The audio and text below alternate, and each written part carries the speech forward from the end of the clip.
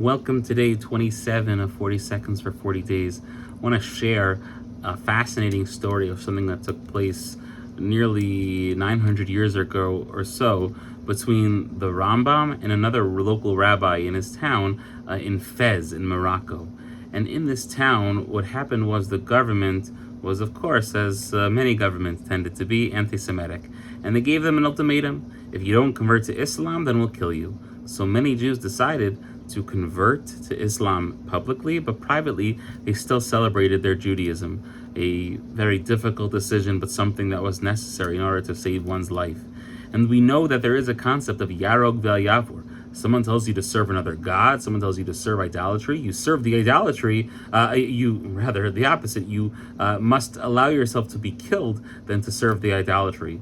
And a local rabbi of the time decided to pen a letter. He says as follows, that anyone who decides to do such a horrific thing like convert to another religion, even to save their lives, is an idolater, and they're no longer considered Jewish. It was a very harsh letter.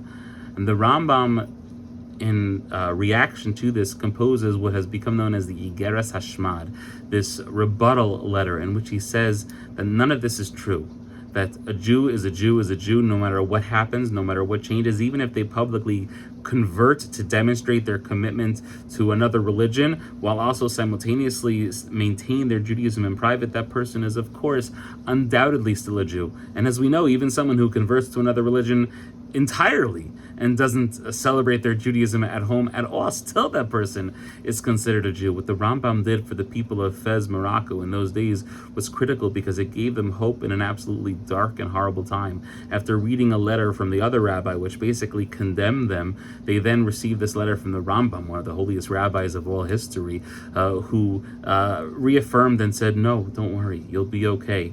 You are relatively righteous individuals for continuing to serve Hashem in the privacy of your own home, and you will ultimately be able to, in a sense, almost be rewarded for such an action. Again, halachically quite complex. What does the halacha ask of us when we say there is a general idea of one should die and not serve another religion? But these people who made the impossible decision of the time, they shouldn't be reprimanded, but they should be applauded for their courage of continuing to serve Hashem in privacy. And that's what the Rambam did. And what ultimately comes out of this, I think, is the importance of being careful with how we speak. That a person's words can quite literally destroy another human being. The words of this first rabbi were horrible to hear for countless Jews who were living in Fez, that they heard that they're now wicked people, so what's the point of life? I might as well just give up on Judaism entirely. And the Rambam said, no, you can't say that, because these are holy Jews who are making an impossible decision. Ultimately, the way we speak to one another is so critical, and if we're not patient and careful with the words that we use and choose to speak with when we're talking to another person, when we're writing to another person, then lo aleinu, we don't have that right truly to be sharing anything in public. And we see this, of course, so much nowadays on social media and other avenues of online publications, where people just say things because they think that there are no negative consequences for anything that they say. But we have to be mindful of what we say to others, because ultimately we can make or break someone with just a simple line.